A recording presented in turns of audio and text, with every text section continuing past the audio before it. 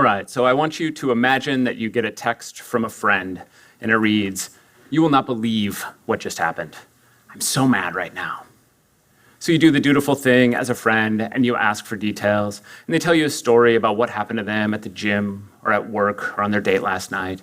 And you listen, and you try to understand why they're so mad.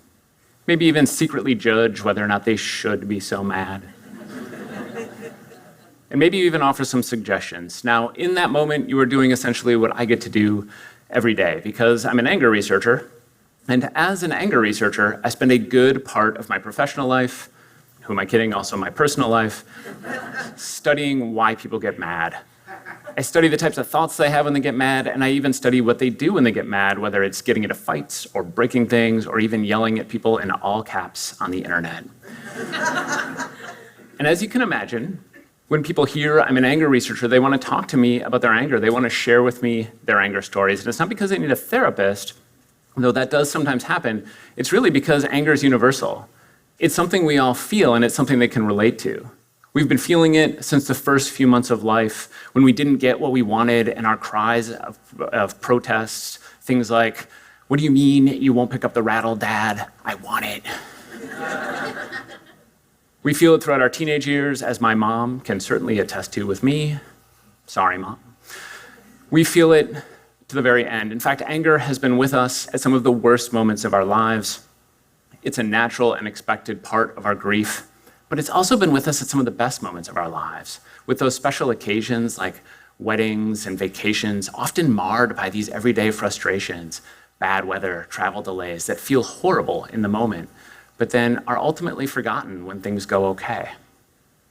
So I have a lot of conversations with people about their anger, and it's through those conversations that I've learned that many people, and I bet many people in this room right now, you see anger as a problem.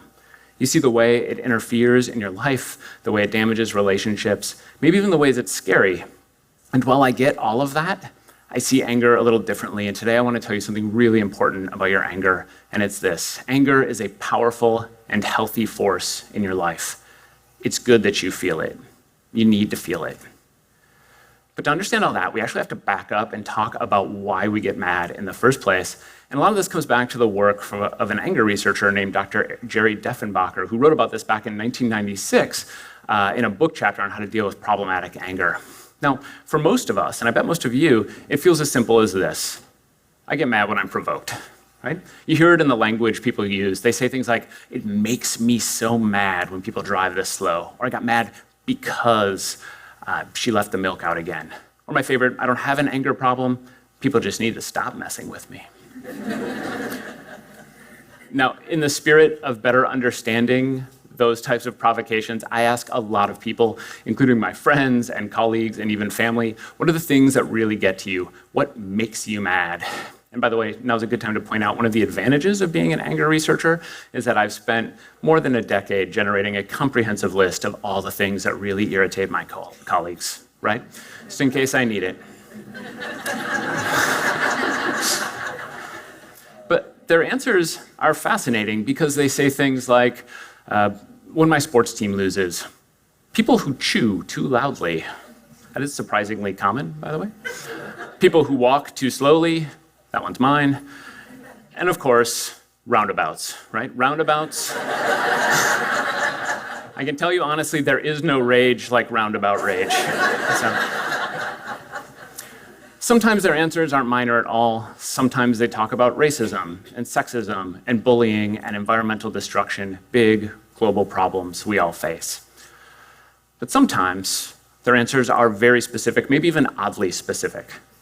That wet line you get across your shirt when you accidentally lean against the counter of a public bathroom.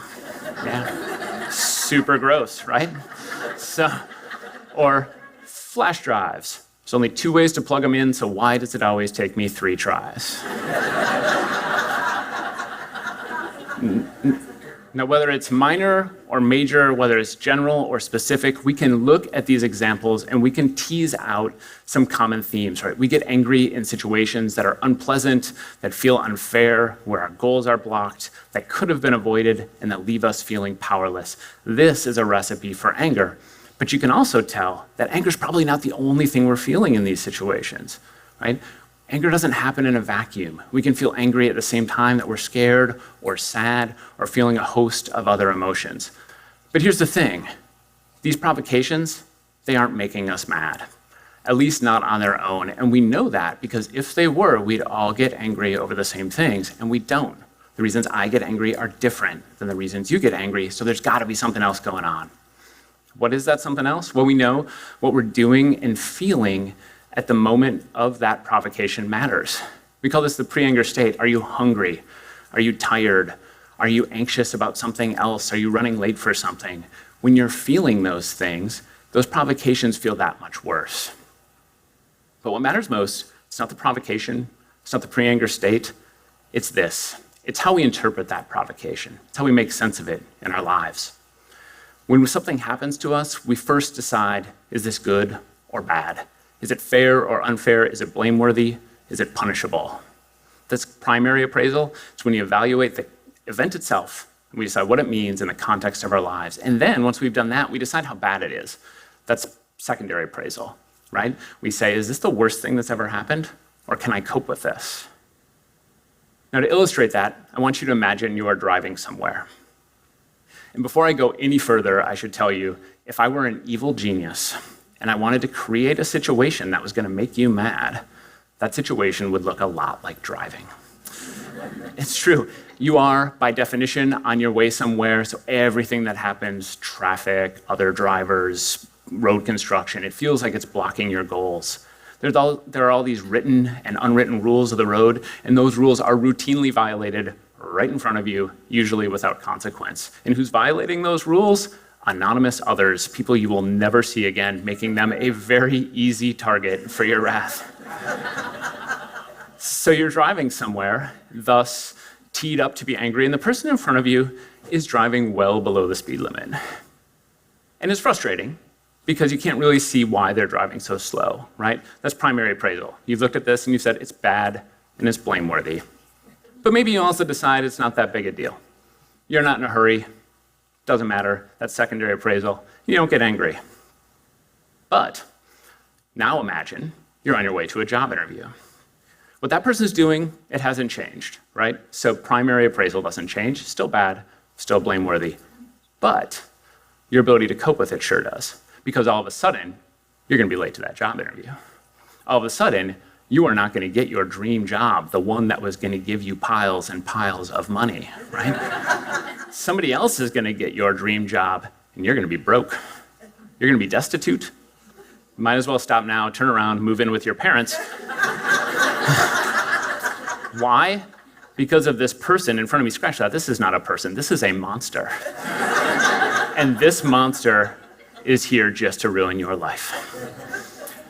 Now that thought process, it's called catastrophizing, the one where we make the worst of things.